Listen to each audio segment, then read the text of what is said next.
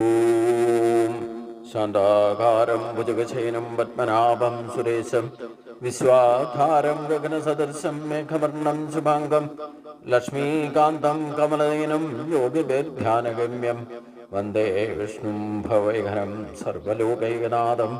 ॐ नमो भगवते वासुदेवाय। ॐ नमो भगवते वासुदेवाय।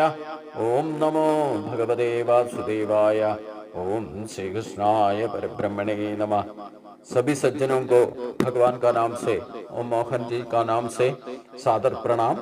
हम लोग पिछले दिन पांचमाध्याय संन्यास योग को विचार करके समर्पित किया है। उसमें भगवान सूचना दिया है ध्यान योग को कैसे अभ्यास में करना है। निरंतर हम अभ्यास योग में ध्यान साधना को मुक्त प्राधान्य दे करके वो योग साधना का तौर पर करना ही करना है। उसी को ही एक तरफ से क्रिया योग कहा जाता है। हमें भगवत प्राप्ति के लिए केवल प्रत्यक्ष भक्ति या प्रकरण भक्ति से हम योग सिद्धि में या भगवत प्राप्ति में नहीं पहुंच सकता। प्रत्यक्ष रूप में हम भक्ति योग का साधना एक मंदिर दर्शन करने से भी, पारायणादि योग साधना से भी, या जप तप आदि करने से भी, यो भगवान का पूजा पाठ करने से भी, वेद वैदिक मार्ग में जो कुछ भी करता है वो केवल शुरुआत के लिए जरूरत है। लेकिन उसमें स्टेबिलिटी आ गया, इष्ट देवता का उपासना करना है, उसको वो देवता को ही मानकर हम ध्यान मेडिटेशन प्रैक्टिस करना है। उसके लिए भगवान इसी एक अध्याय बताता है ध्यान योग बोल करके। इसी में भगवान योगारूढ़ के बारे में वर्णन करता है और क्या है ध्यान योग साधना क्या है, और योग युक्त बनकर के सर्वात्मा ऐक्य दर्शन प्राप्त कैसे होता है, अपना मन को कैसे हमारा वश्य में कर सकता है, और भक्ति युक्त भक्ति योग सिद्धि या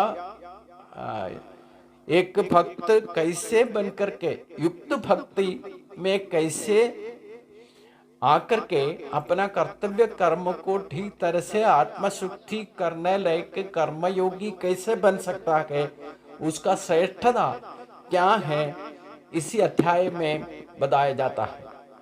इसलिए भगवान शुरुआत में पिछले अध्याय में बताया था भोक्तारम यज्ञतपस्साम सर्वलोकमहेश्वरम सुहृदम सर्वभूतानां ज्ञात्वा माम शांति मृच्छति। जो सर्वश्रेष्ठ महेश्वर को, योगेश्वर को मान करके उनको ध्यान योग में प्राप्ति जो करता है, वो ये ध्यान योगी अपना शांति समाधान प्राप्त करता है। उसी का कंटिन्यूएशन है इसी अध्याय का शुरुआत। श्री भगवान वाचा अनाश्रित कर्म फलम कार्यम कर्म करो दिया स सन्यासीं च योगीं च न निरक्न न जा क्रिया। कर्म फलते ताल्पर्य नहीं रखना है, पहले भी भगवान बताया है। मतलब कर्म फल का इच्छे का बिना अपना कर्तव्य कर्म को ठीक तरह से जो भी करेगा वो फल स्वरूप सन्यासी भी है और कर्मयोगी भी है, उसको योगी कहा जा सकता है। और जो कर्म फल का इच्छा का बिना ही अपना कर्तव्य कर्मों को ठीक तरह से करते रहता है, वो यथार्थ में सन्यासी भी है और योगी भी है। उसके लिए अग्निहोत्रादि जो भी क्रिया है उसको छोड़ने से वो कभी सन्यासी नहीं बन सकता, ना योगी बन सकता है। जो हम लोग गृहस्थाश्रम में जो अग्निहोत्रादि कर्म को करते रहता है, उसको केवल छोड़ने से हम सन्यासी या योगी नहीं बन सकता है। हम फलस्वरूप वेद वैदिक कर्म को अग्निहोत्रादि पूजा कर्म कहते हैं, वो नित्य नैमित्य कर्म में हम ज़्यादा तौर पर करते रहता है। प्रत्यक्ष भक्ति में, प्रकरण भक्ति में ये सब कुछ हम डायरेक्ट इनडायरेक्ट होकर के या प्रत्यक्ष रूप अप्रत्यक्ष रूप में ये सब कुछ गृहस्थाश्रमी लोग हम लोग करते रहता है। लेकिन एक वक्त में ये सब कुछ छोड़ करके सन्यासी बनेगा या योगी बनेंगे सोचने से वो नहीं बन सकता है करके भगवान इधर स्पष्ट कर रहे हैं। जो भी कर्म फलत आश्रित न होकर अपना कर्तव्य कर्म को ठीक तरह से पालन करेगा वो सन्यासी भी है और योगी भी है। क्योंकि गुण के अनुसार वो सन्यासित्व और योगित्व वो उनको प्राप्ति हो सकता है। क्योंकि हम अपना कर्तव्य कर्म को ठीक तरह से करते रहना ही एक योग है। जो गुण दोष को ठीक से समझ करके अपना कर्तव्य कर्म को कर्म बंधन से बिना यज्ञ भावना से भगवान ने कर्म योग में जो कुछ भी बताया उसी में कर्तव्य कर्म मान करके जो कुछ भी हम काम करते हैं उसको समर्पण का रूप में फल इच्छा को छोड़कर कर्तृत्व अभिमान को भी छोड़कर यज्ञ भावना से जो भी काम करेगा वो उसको कर्म बंधन नहीं पड़ेगा। जो भी कर्म करने से हमारा आत्मशुद्धि प्राप्त होगा उसी कर्म को कर्म योग कहा जाता है। इससे पहले भी मैंने बताया था। इसलिए इसी रास्ता में हम गुण दोष को ठीक ये उसका गुण और दोष को ठीक तरह से समझकर अपना कर्तव्य कर्म को ठीक तरह से करने से वो जरूर सन्यासी या योगी बनेगा ही बनेगा। उसी के लिए यम संन्यास विधि प्राकु योगम तम विधि पांडवा नख्य संन्यस्त संकल्पो योगी भवति कश्चन। हे अर्जुन, यादोंदिने जिसके लिए सन्यासी काम करते रहता है उसी को क्या प्राप्त होता है? वही योग कर्म योगी को भी प्राप्त हो सकता है। उसी के लिए केवल इतना ही करना है, हम संकल्प विकल्प को छोड़ना है।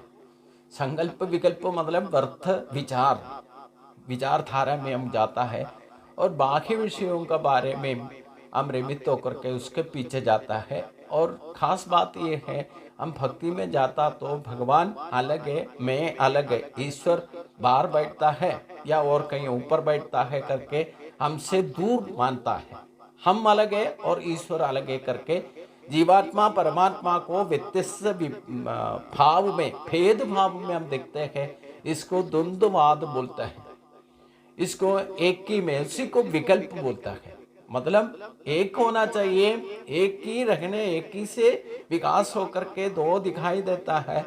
लेकिन ये दो नाम रूपों में विविध रूप नाम रूपों में हम दिखाई देते हैं। सब एक आत्मा भाव को जब तक विकसित नहीं होता, हमारा दृष्टि नहीं पहुंचेगा, दर्शन नहीं होगा, तब तक हम विकल्प में रहेगा।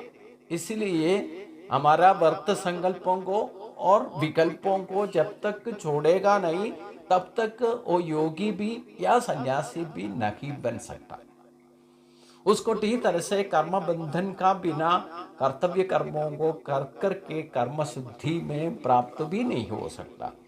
इसलिए भगवान कहते हैं अगर वो सन्यासी बनकर के भगवान का रास्ते में सन्यासी बनकर के या योगी बनकर के जिस जगह प्राप्त होता है, प्राप्य स्थान प्राप्त होता है, उसी में कर्मयोगी भी प्राप्त हो सकता है। लेकिन ये दोनों रास्ता में सन्यासी बनना तो भी, योगी बनना तो भी जरूर हम संकल्प विकल्प को छोड़ना है। क्योंकि ये संकल्प विकल्प ये चंचल मन का व्यवहार से होता है। इसलिए मन को एकाग्र करना है, उसको कंसंट्रेशन में लाना है। हमारा मन ही हमें आगे पीछे ले जाने वाला है। मन का शक्ति बोलने से मैं जो कुछ भी आप लोगों को इसी वक्त बोलते रहता हम, आप लोग इसी वक्त यही बात सुनते रहता हो, उसी वक्त हमारा मन को और कई हम बार भेज सकता है, जाकर के तुरंत वापस आ सकता है। हम बैठे बैठे कई बातें इधर याद कर सकता है, उसको सोच विचार में ला सकता है। उसी के साथ साथ मैं जो कुछ भी बोलते रखा वही काम हो रहेगा। आप लोग सुनते हैं, वो सुनने का प्रक्रिया भी वैसे ही चलेगा। मन का शक्ति को कितना किलोमीटर दूर तक भी हम लेके जा सकता है, तुरंत वापस भी आ सकता है। और सप्त मंजिल में हम ऊपर जाके बैठ सकता है, उसी को नीचे तुरंत वापस आ सकता है। इतना शक्ति है मन को। उसका परिधि, उसका गिनती कहाँ तक उसका कैसे मान ही नहीं सकता, क्योंकि उतना शक्ति स्वरूप है। क्योंकि भगवान ने अभी विभूति योग में पहुंचेगा तो जरूर बताएगा, आपका इंद्रिय शक्तियों में सबसे श्रेष्ठ शक्ति मन में ही हूँ। मतलब हमारा सिक्स्थ सेंस बोलने से ये मन का शक्ति है, वो भगवत स्वरूप है। तो मन का शक्ति को हम कभी नाप नहीं सकता। उसका शुरुआत कहाँ से, उसका अंत कहाँ है, वो कहाँ कैसे हमारा शरीर में वर्तित करके हम कभी ट्रेस आउट नहीं कर सकता, उसका सहन करके भी निकाल नहीं सकता। हम महसूस करके अनुभव तर्क और मन को अनुभव टी तरह से हम कोई भी काम करते हैं तो मन से ही सोच विचार करके पहली बात हमारा वही काम के बारे में मन में ही विचार होगा। उसी का हिसाब से हम आगे का दिन का कल क्या करना है क्या नहीं करना, आगे एक वक्त में भी हम आगे क्या करना करके मन के ही पहले सोचे है। हमारा सुख दुख और जो कुछ भी प्रकृति का क्लाइमेट का महसूस होता है, गर्मी और ठंडा जो कुछ भी होता है वो सब मन का ही द्वारा है। यही नहीं है हम पंचेंद्रियों का जब अनुभव करता है, देखना या सुनना जो कुछ भी अनुभव करते हैं मन का द्वारा ही करता है। लेकिन उसमें एक सबसे बड़ा दोष मन का है हमेशा चंचल अवस्था में रहता है। कभी एक ही जगह उसको स्टेबिलिटी नहीं मिलता है, उसको अचंचल बनाना है। योगी का लक्ष्य, योग साधना का मुख्य लक्ष्य या ध्यान योग का मुख्य लक्ष्य है मन को एक ही जगह में अचंचल बना के रखना। तभी हम ठीक तरह से अपना कर्म योग को कर पाएगा। इसलिए भगवान कहते हैं आरिडोषो मनुर्योगं कर्म कारणम उच्यते योगारूढ़स्य तस्यैव शम कारणम उच्यते। जो योगारूढ़ आरोहण करना चाहता है योगा अवस्था में या योगी बनना चाहता है, वो जरूर अपना मन को अचंचल बनाना है। हमारा मन हमेशा चंचल अवस्था में रहता है, उसको अपना नियंत्रण में लाना ही मुश्किल है। उसको लिए भगवान कहते हैं मन को अपना नियंत्रण में लाना लेकिन साध्य नहीं है, उसके लिए बहुत कुछ क्लेश करना ही पड़ेगा। मन को अपना कब्जा में करने के लिए हम मंत्र को जप करने के लिए बोलते हैं। खास करके गायत्री मंत्र का उपासना करने से हमका मन को एकाग्रित बना सकने का एक आसान तरीका है।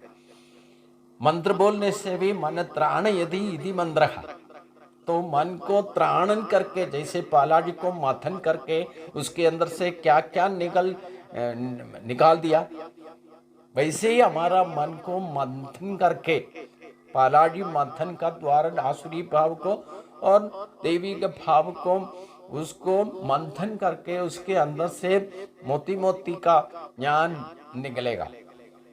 इसलिए एक तो हम जप तपादि में मंत्र को जप करना जरूरी है, उसके शब्द ब्रह्म और अक्षर ब्रह्म का द्वारा ही मन को त्राणन कर सकता है, उसको चंचला अवस्था से अचंचल बना सकने का एक पहले तरीका है हम मंत्र को जप करना।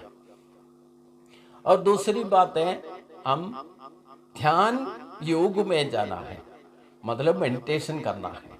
उसी के बारे में खास करके किस लिए मेडिटेशन करते हैं।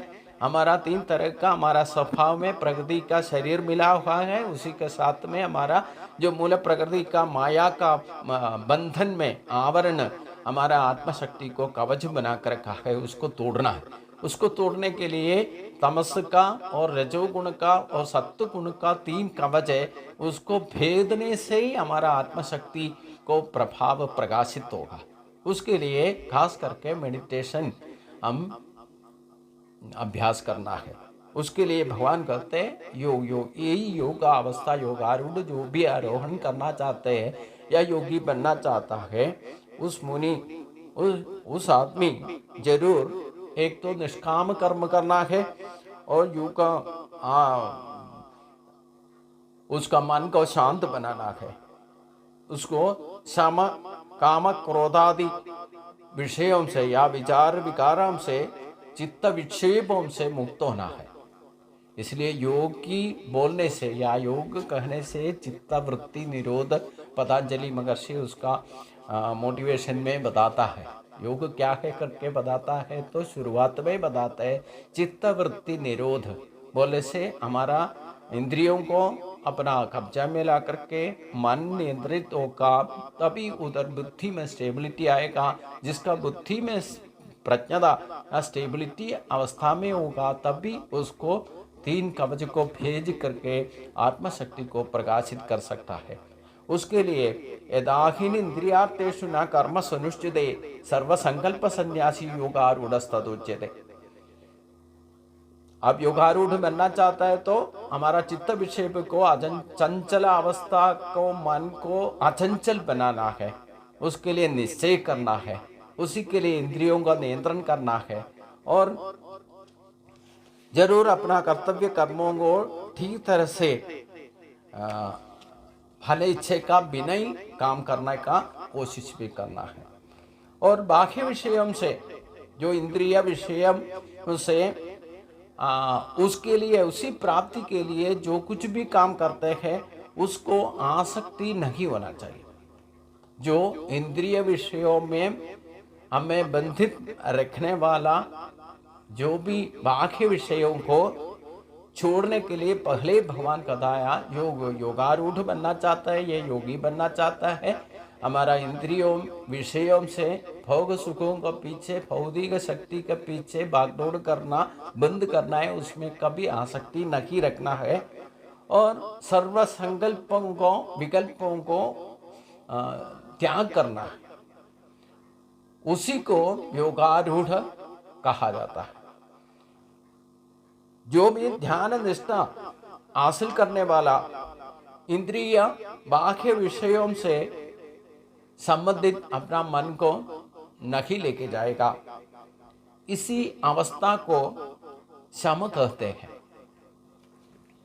जो हम ध्यान निष्ठा में जाएगा या ध्यान निष्ठा को हासिल करने वाला कभी बाह्य विषयों के पीछे हमारा मन भागदौड़ नहीं करेगा, वो मन जो हमारा नियंत्रण में रहेगा। हम क्या करते हैं, हमारा इंद्रियों का हम नियंत्रण नहीं कर पाते, नहीं कर पाने से हम मन और इंद्रियों के पीछे हमारा शरीर को लेके कर्म इंद्रियों को लगाकर उसके पीछे लगा करके वो भागदौड़ में रहेगा। वो भौतिक विषयों के पीछे हम शरीर को मिसयूज करेगा तो हमें ऐसे करने वालों को कभी भगवत प्राप्ति नहीं हो सकता। एक ही नहीं है, हम आसानी से जिंदगी नहीं जी सकता, क्योंकि हम गुण दोष को ठीक तरह से विचार करने के लिए हमारा मन को विवेचन शक्ति को प्रभावित करना है। अगर वो नहीं करेगा तो हम चंचल अवस्था में काम करेगा तो इसको ठीक तरह से जो भी काम करता है हमारा सोच विचार में होने दो, बोली में होने दो, काम चाल चलन में होने दो, हमारा कर्मों में होने दो, उसको गुण दोष का ठीक तरह से विवेचन करके सही गुण को प्राप्ति नहीं कर सकते। इसलिए हम सुख दुख का पीछे भागदौड़ करेगा, कभी सुख मिलेगा कभी उसी के पीछे दुख मिलेगा। ऐसे परेशान होकर के शरीर भी हमें ठीक तरह से देखभाल नहीं कर पाएगा, ऐसे भागदौड़ में जिंदगी बर्बाद करेगा। इसलिए हम अपना कर्तव्य कर्मों को ठीक तरह से करना है वो आसानी से होना चाहिए। हम खुद परेशान नहीं होना है, दूसरे को परेशान में नहीं डालना है।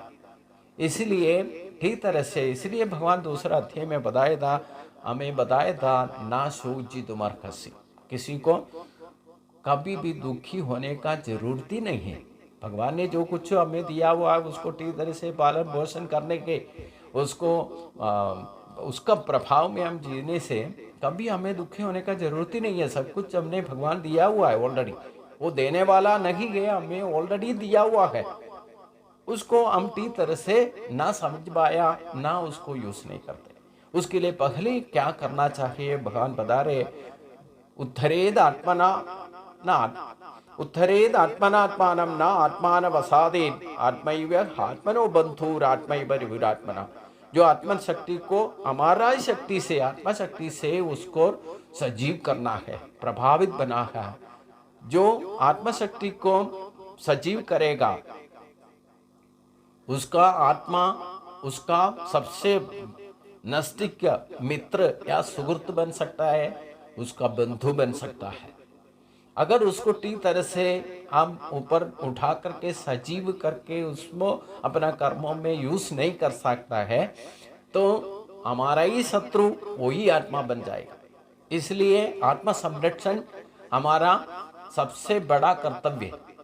वो बाहर से हम लेकर के संरक्षण नहीं करना है, हमारा ही अंतर्यामी बन के, आत्मा स्वरूप बन करके भगवान हमारा शरीर में वर्तित है, उसी को ऊपर उठाओ भगवान बोलते हैं। हमारा ही आत्मशक्ति को, आत्मशक्ति के द्वारा ही उसको संरक्षण करो, उसको बंधनों से मुक्त करो। हमारा सोच विचार में, हमारा काम चाल चलन में उसी का प्रभाव को जान करके उसको यूज करो, तो वही शक्ति हमारा सबसे बड़ा मित्र और बंधु बन सकता है। अगर हम इसी शक्ति को प्राप्त नहीं करता है तो वही शक्ति हमारा शत्रु बन सकता है और हमारा दुरंत का कारण वही डिस्टर्ब करके डिस्ट्रॉय करने का शक्ति वही आत्मशक्ति है। तो इसी को ही एक तरह से उपबोध मनस आत्मा बोध कहा जाता है। अगर ये आत्मा बोध हम खुद विचार करके ध्यान योग में, क्रिया योग में उसको शक्ति को हासिल करने का निष्ठा रखता है, तो उसको जिंदगी में कभी और किसी का आश्रय में जाने का जरूरत ही नहीं। हम ठीक तरह से उसको समझ नहीं पाता। अगर हम बाकी विषयों में रमित होकर के उसका पीछे भागदौड़ करेगा तो ये आत्मा बोध जो है नींद में पड़ जाएगा, वो सो जाएगा। उसका कोई हमारा शरीर में है क्या नहीं है हमें कभी पता नहीं चलता। हम अब इनडायरेक्ट उसी शक्ति को ही यूज करके हमारा भागदौड़ में, हमारा कल्चर को डेवलप करने में हम जो कुछ भी भौतिक शक्ति को हासिल करने के पीछे भागदौड़ करेगा, लेकिन वो सब कुछ कम कर्म जो है कर्म बंधन में हमें पड़ा देगा। तो कभी हम ईश्वर शक्ति को महसूस नहीं कर सकता, अनुभव नहीं कर सकता। इसलिए ईश्वर को कभी विश्वास करना नहीं है, हम अनुभव करने के लिए मैं बोलता हूँ। अनुभव करना तो हमारा ही पास में, हमारा ही अंतर्यामी बन के आत्मशक्ति का स्वरूप है, हमारे ही शरीर में वर्ती शक्ति को, हमारा ही जीवन शक्ति को प्रयोग करके हम उसको सजीव बनाओ, उसको बंधन से मुक्त कराओ। ये प्रकृति का स्वभाव का बंधन से हमारा ही कल्चर बना करके उसको दबा करके रखा है, उसी को उसको स्वतंत्र करो, तो हमारा सोच विचार में, हमारा काम चलन में, हमारा चाल चलन में वही शक्ति हमें मदद करेगा। हमारा सोच विचार होने दो, हम आगे जो कुछ भी करते हैं गुण दोष को विवेचन करने का बुद्धि, वही आत्मशक्ति हमें प्रभावित होगा, हमारा सबसे बड़ा सुहृत मित्र बन जाएगा, हमारा सबसे नजदीक का बंधु बन जाएगा। तो हमें कोई भी परेशान होने का जरूरत ही नहीं पड़ेगा, क्योंकि हमारे ही अंदर ये शक्ति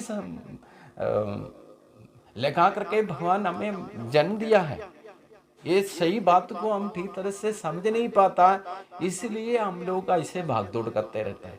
इसलिए आत्म संरक्षण सर्वश्रेष्ठ माना जाता है। आत्म संरक्षण के ही द्वारा हमारा जीव संरक्षण हो सकता है। कि मतलब जीव संरक्षण बोलने से आत्म शक्ति को जीवात्मा भाव में हम अनुभव करने का ये शरीर का द्वारा ही करता है। इसलिए शरीर को संरक्षण का ही तौर पर जीव संरक्षण कहा जाता है। ये अपने आप को खुद करना चाहिए। इसलिए ये दोनों बात, आत्म संरक्षण और जीव संरक्षण, हम व्यक्तिगत तौर पर खुद करना है और किसी के ऊपर डिपेंड नहीं होना है। ये केवल ईश्वर को भी हम हासिल करना है, ईश्वर प्राप्ति करना है। यही शक्ति दोनों को हमारे प्रभावित में लाना है, तभी हम अंत में जाकर के ईश्वर प्राप्ति में जा सकता है। उसमें कोई संदेह नहीं। इसके बारे में आगे भगवान क्या करते हैं करके हम अगले दिन में सोचेंगे। सभी को नमस्कार।